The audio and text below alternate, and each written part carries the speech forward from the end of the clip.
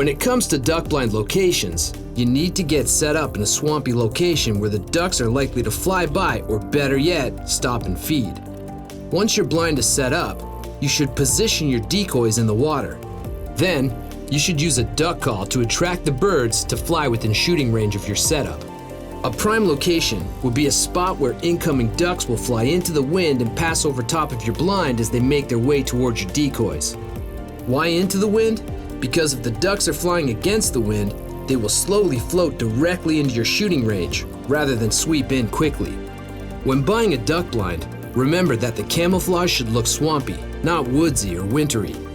Make sure you get the right pattern for duck hunting, or the ducks will spot you from the sky and opt for the next swamp over. If you're looking to take down a good-looking drake, you're going to have to identify it first. But if the sun is rising in your eyes, you might not be able to identify it by its green head. So here's what to look for.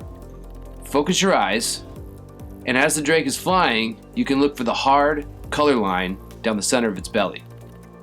If you forgot your face paint, you can always use a face mask, some mud, or if you're in a pinch, your girl's mascara.